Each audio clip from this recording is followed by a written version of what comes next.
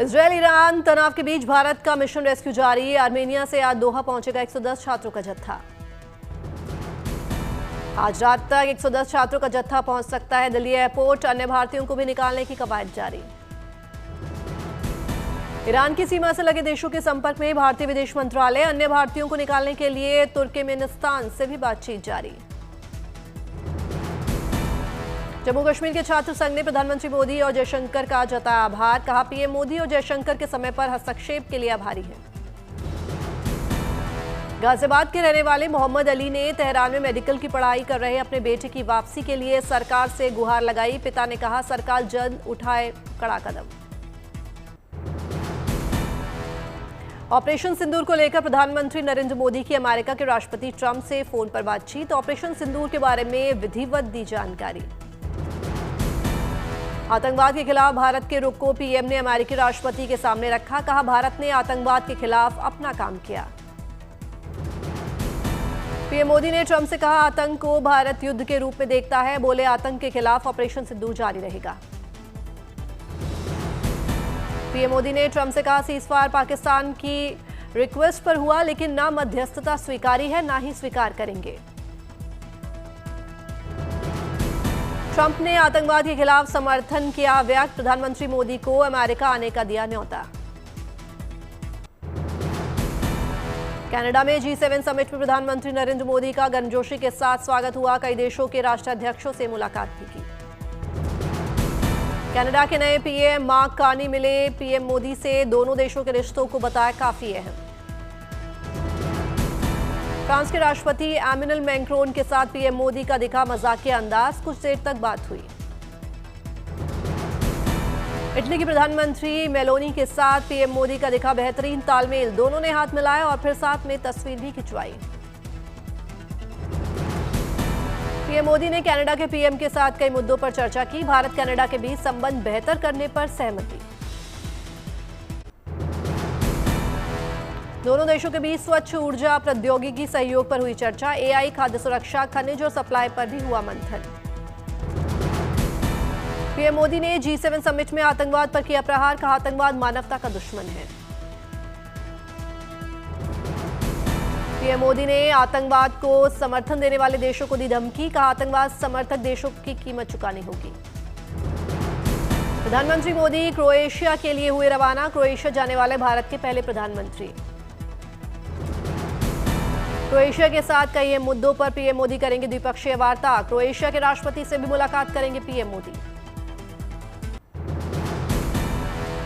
एक बार फिर टला एक्सियोम 4 मिशन। तकनीकी खामी के चलते नहीं होगी लॉन्चिंग।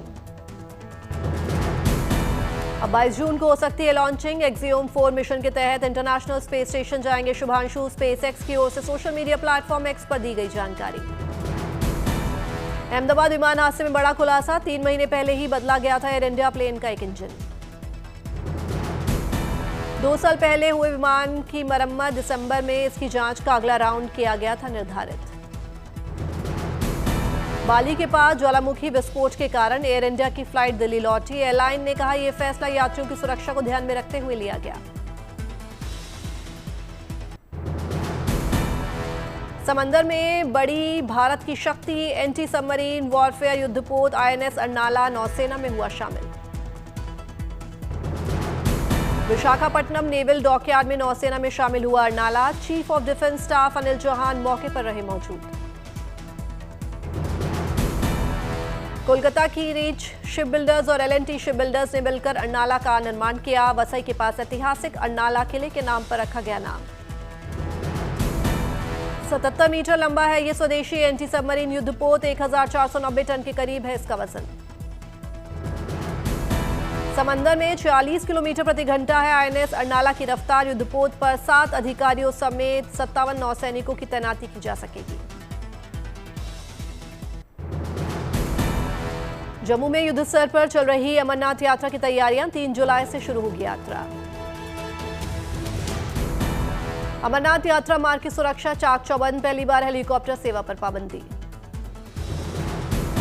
बर्फानी की पवित्र अमरनाथ यात्रा को लेकर प्रशासन अलर्ट। यात्रा मार्ग 1 जुलाई से 10 अगस्त तक नो फ्लाई जोन घोषित। अमरनाथ यात्रा को लेकर केंद्रीय गृह सचिव ने अधिकारियों के साथ की बैठक। आर्मी, बीएसएफ, सीआरपीएफ के अधिकारियों से सुरक्षा को लेकर की समीक्षा। अर्धसैनिक बलों को मिला घाटी की सुरक्षा का जिम्मा। कुल 581 कंपनियां संभालेंगी मोर्चा। 2 जुलाई को रवाना होगा अमरनाथ तीर्थयात्रियों का पहला जत्था। भगवती नगर शिविर से कश्मीर जाएंगे श्रद्धालु। पहलगाम घटना के बाद यात्रियों की सुरक्षा प्रशासन की प्राथमिकता। अमरनाथ पवित्र यात्रा को लेकर श्रद्धालुओं में जबरदस्त उत्साह। अब तक करीब 4 लाख तीर्थयात्रियों ने कराया पंजीकरण। अमरनाथ यात्रियों को उनकी यात्रा को सुगम यात्रा बनाने के लिए जम्मू से हर दिन रवाना होंगी 100 बसें। प्रशासन ने निर्धारित किया किराया। यात्रियों के लिए विशेष इंतजाम। श्रद्धालुओं के लिए चिकित्सा सुविधाएं, राशन और पेयजल की व्यवस्था, mobile, toilet, sign board, internet connectivity और हेल्पलाइन सेवाएं होंगी उपलब्ध। अमरनाथ यात्रा को लेकर बोले सीएम उमर अब्दुल्ला। कहा, हम अमरनाथ यात्रा के लिए पूरी तरह से तैयार हैं। सरकार की तरफ से कई व्यवस्थाएं कराई गई हैं। 4 धाम में रोजाना उमड़ रहा है आस्था और भक्ति का सैलाब। अब तक 31,19,000 श्रद्धालुओं ने दर्शन किए। केदारनाथ धाम में लगा भक्तों का तांता। श्रद्धालुओं का आंकड़ा 11 लाख के पार पहुंचा। बद्रीनाथ धाम में रोजाना रिकॉर्ड दर्शन। अब तक 8,60,000 भक्तों ने किए बाबा बद्री विशाल के दर्शन।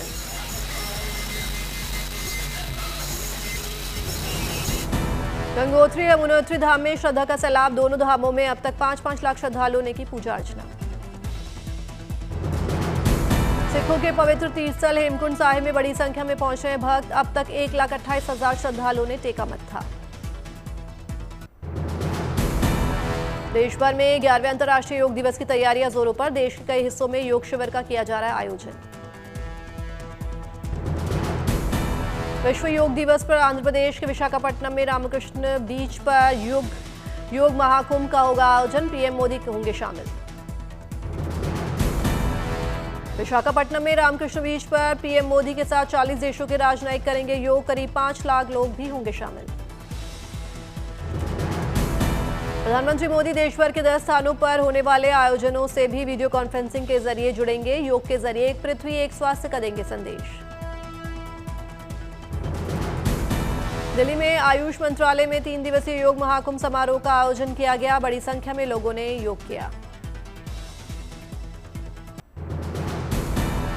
अयोध्या में भीषण गर्मी के बीच भगवान रामलला के भोग में किया गया बदलाव। रामलला को आमरस, लस्सी और छाछ किया गया अर्पित। रामलला को गर्मी से बचाने के लिए गर्भगृह में एसी कूलर पहनावे में भी किए गए बदलाव। सलेम में ट्रेन चालक की सूझबूझ से बड़ा हादसा टला। ट्रेन पटरी से उतरने से पहले ड्राइवर ने ब्रेक लगाकर ट्रेन को रोक दिया। श्रीनगर में एनसीसी कैडेट्स के लिए विशेष राष्ट्रीय एकीकरण शिविर का आयोजन। कई राज्यों के कैडेट हुए शामिल। सऊदी अरब के जेदा में पवित्र यात्रा पूरी कर वापस श्रीनगर लौटे हज यात्री। सीएम उमर अब्दुल्ला ने भव्य तरीके से स्वागत किया। प्रयागराज में योग शिविर का आयोजन। बड़ी संख्या में डॉक्टर्स ने एक साथ योग किया। जम्मू कश्मीर में बंद 16 पर्यटन स्थल फिर से खुले। सैलानियों के लिए खोला गया बादामवारी गार्डन। पणजी में गोवा क्रांति दिवस समारोह का आयोजन। सीएम प्रमोद सावंत हुए शामिल। दिल्ली में सोमा द आयुर्वेदिक किचन का उद्घाटन। सीएम रेखा गुप्ता हुई शामिल। हापुड़ में पिता पुत्र का एक साथ यूपी पुलिस में कांस्टेबल पद पर हुआ चयन। परिवार और गांव में खुशी की लहर। देश के कई हिस्सों में मानसून सक्रिय। कई राज्यों में आज बारिश की संभावना। आईएमडी के अनुसार इस सप्ताह के अंत तक दिल्ली, एनसीआर समेत पूरे उत्तर भारत में पहुंच सकता है मानसून। दिल्ली एनसीआर में लोगों को गर्मी से मिली राहत। आईएमडी ने येलो से लेकर रेड अलर्ट जारी किया।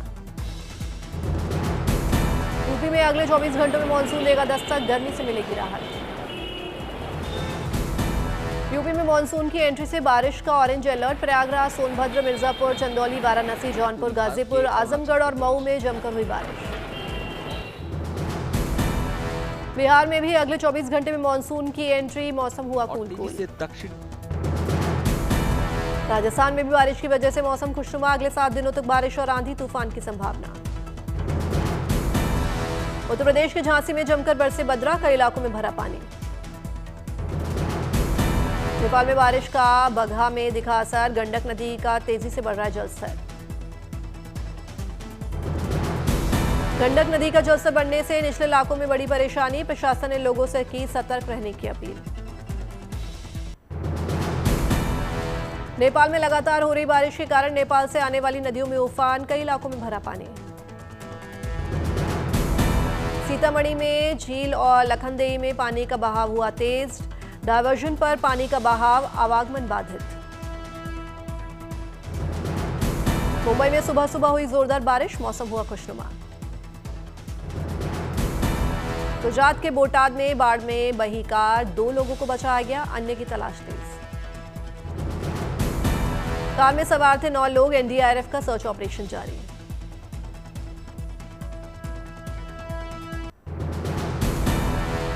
फिल्म सैयारा का तीसरा गाना तुम हो तो जारी, इस रोमांटिक गाने को विशाल मिश्रा और हंसिका पारिक ने आवाज दी। 18 जुलाई को सिनेमाघरों में होगी रिलीज। फिल्म बॉर्डर 2 की शूटिंग जोरों पर, फिल्म से जुड़े कलाकार दिलजीत दोसांझ, आहान शेट्टी, सनी देओल और वरुण धवन के साथ पोज देते आ रहे हैं नजर। अगले साल 23 जनवरी को होगी रिलीज। 11 जुलाई को ओटीटी प्लेटफॉर्म नेटफ्लिक्स पर दस्तक देगी फिल्म आप जैसा कोई। फिल्म में अभिनेत्री फातिमा सना शेख माधवन के साथ स्क्रीन करेंगी शेयर। आमिर खान की सितारे जमीन पर को सेंसर बोर्ड से मिली हरी झंडी, 20 जून को सिनेमाघरों में होगी रिलीज। 15 साल बाद फिर री रिलीज होगी फिल्म ये माया चेसावे, 18 जुलाई को सिनेमाघरों में देगी दस्तक। ईरान के सुप्रीम नेता खामेनेई का इजरायल से रहम नहीं करने का ऐलान, सोशल मीडिया पर यहूदी सत्ता के कड़े प्रतिकार का आह्वान। छठे दिन भी ईरान और इजरायल में घमासान जारी, आज सुबह भी ईरान की दागी मिसाइल से भरा नजर आया तेल अवीव का आसमान। ईरान ने इजरायल पर हमले में हाइपरसोनिक मिसाइल के इस्तेमाल का किया दावा। इजरायली सेना का ईरान की परमाणु बैलिस्टिक क्षमता पर गहरी चोट का दावा, इजरायली हमले में अब तक 585 लोगों के मारे जाने की खबर। ईरानी सेना प्रमुख ने इजरायल की चेतावनी, कहा जल्द ही शुरू की जाएगी भीषण कार्रवाई। यरूशलेम में अमेरिकी दूतावास आज से बंद करने का फैसला, सुरक्षा कारणों से शुक्रवार तक बंद रहेगा अमेरिकी दूतावास। अमेरिकी विदेश विभाग ने इजरायली दिशा निर्देश के तहत कार्रवाई की कही बात। मीडिया सूत्रों के मुताबिक अमेरिकी राष्ट्रपति ट्रंप ईरान के परमाणु ठिकानों पर इजरायली कार्रवाई में शामिल होने पर कर रहे हैं विचार। ईरान का फोर्दो भूमिगत परमाणु ठिकाना हो सकता है निशाना।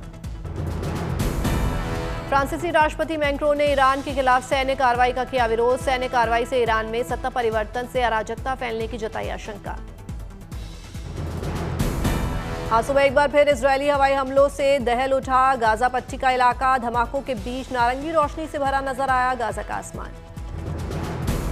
कनाडा के प्रधानमंत्री मार्क कार्नी ने रूस पर एक नए प्रतिबंधों का किया ऐलान, G7 शिखर सम्मेलन की समाप्ति पर की ईरान की निंदा।